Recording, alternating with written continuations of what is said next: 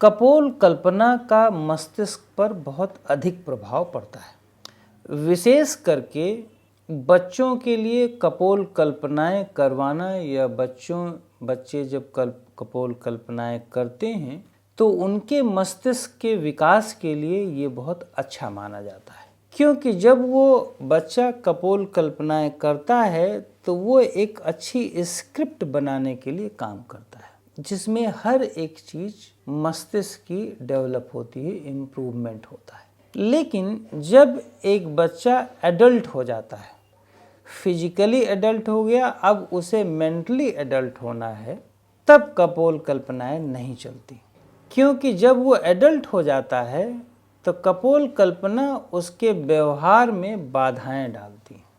फिर उसे वही चीज़ सोचना चाहिए जो व्यवहार से, जो प्रैक्टिकल से उसको सिंक कर सके, क्योंकि कपोल कल्पनाएं उसके व्यवहार में सबसे बड़ी बाधा उत्पन्न करती हैं, वो उसको अव्यवहारिक बना देती हैं।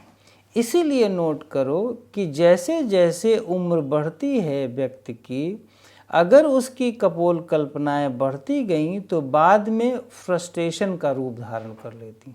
फिर उसे अपने ब्रेन को शांत करने के लिए कोई ड्रग अलग से लेना पड़ता है। अगर उसने ड्रग नहीं लिया तो कोई प्रॉब्लम लेके बैठ लेता है, कोई शरीर का ऑर्गन अननेसेसरी पीड़ित होता है और वो रोग के रूप में प्रस्तुत कर देता है आपके सामने। इसीलिए मैं हमेशा कहता हूँ, कपोल कल्पनाएं या फैंटेसी, सामान्यतः इसे लोग क्रिएटिविटी कहते हैं। ये क्रिएटिविटी नहीं है, ये हमारे अपने को अपने से जोड़ने में सबसे बड़ी बाधा उत्पन्न करता है। ये फिल्मों के लिए ठीक है, फिल्म के लोगों के लिए ठीक है, अपने कोई प्रोग्राम को बेचने के लिए ठीक है, बाहर लोगों के एंटरटेनमेंट के लिए ठीक है, लेकिन ये अपने सेल्फ के इम्प्रूवमेंट के लिए बिल्कुल भी ठीक नहीं। क्यों, ये मैं आपको बतलाना चाहता हूँ। जब आप एडल्ट होते हैं और कपोल कल्पनाएं करते हैं तो आपके अंदर हार्मोनल सीक्रेशंस वैसी ही होती हैं जैसे आप व्यवहार में होते हैं। जैसे एक एग्जांपल दें, आप फेसबुक पे बैठे हैं, आजकल यंग जैसे बच्चे बैठते हैं, चैटिंग कर रहे हैं, किसी अपोजिट सेक्स से चैटिंग चल रही है, आप इमेजिनेशन में डूब रहे हैं।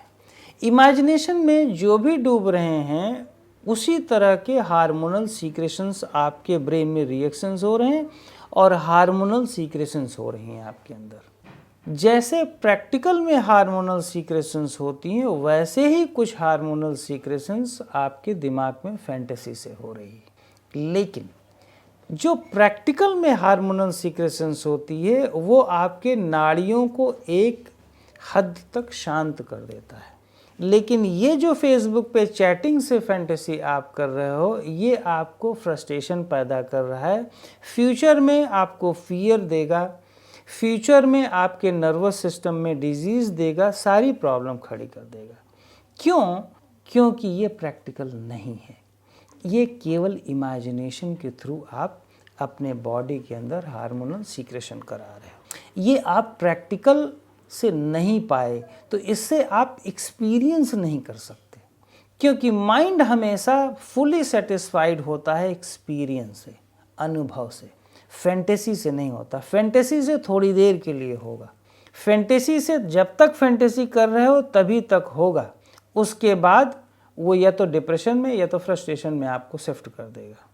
और अगर आपने अनुभव कर लिया तो ये लंबा चलता है। जैसे एक और एग्जांपल दें, खाने की फैंटेसी करो, जैसे बच्चे खाने की फैंटेसी करते हैं, और खाना खाने के बाद ज़मीन आसमान का अंतर होता है। कम से कम आप खाना जब अच्छी तरह से खा लेंगे, टेस्ट लेके खाएंगे, तो 6-7 घंटे आपका मन नहीं करेगा खाना खाने का। लेकिन खाने की चाहे जितनी फैंटेसी करो, चाहे जितना आपका लार प्रोड्यूस हो जाए, आप सेटिस्फाइड नहीं होंगे, जबकि हार्मोन्स आपने प्रोड्यूस कर लिया है पर आप फुली सेटिस्फाइड नहीं होंगे। इसीलिए मैं हमेशा कहता हूँ, फैंटेसी से बचना चाहिए। अननेसेसरी इमेजिनेशन बिल्कुल अलाउड नहीं है ऐसे लोगों को जो एडल्ट हो गए हैं। ये इंटरटेनमेंट नहीं है आपके लिए, ये आपके लिए डिप्रेसिंग सिचुएशन फ्यूचर में पैदा करेगा।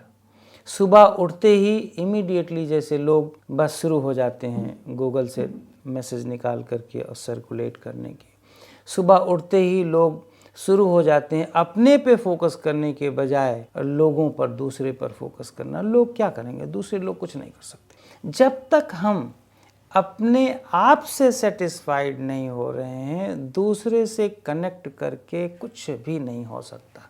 क्योंकि जिस दिन हमारी अपनी प्रॉब्लम आई, दूसरे से चाहे जितना कनेक्ट हो, दूसरा आपकी प्रॉब्लम सॉल्व नहीं कर सकता।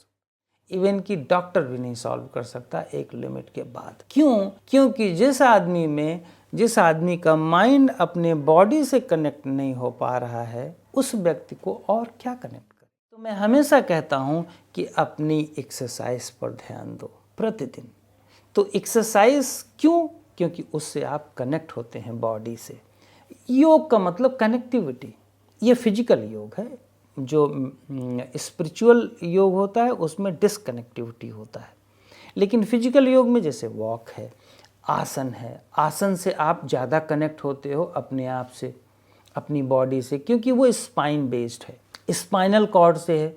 तो स्पाइनल कॉर्ड में जब आप एंटर करते हो तो आप हर एक ऑर्गन से कनेक्ट कर लेते हो, और जहाँ जहाँ जो ऑर्गन अनकंफर्टेबल है, जिस ऑर्गन में ज़्यादा प्रॉब्लम है, उस ऑर्गन को ज़्यादा कनेक्ट कर सकते हो, स्पाइन के थ्रू जाओगे।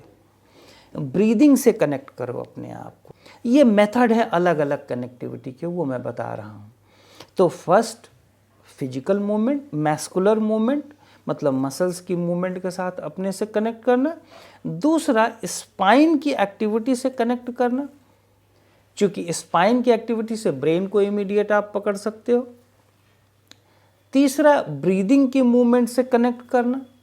चौथा अपनी स्लीप को और बेहतर करना, ताकि हम सबकॉन्शियस माइंड से ज़्यादा कनेक्ट हो जाएं, अपनी नेचुरल हीलिंग कर लें।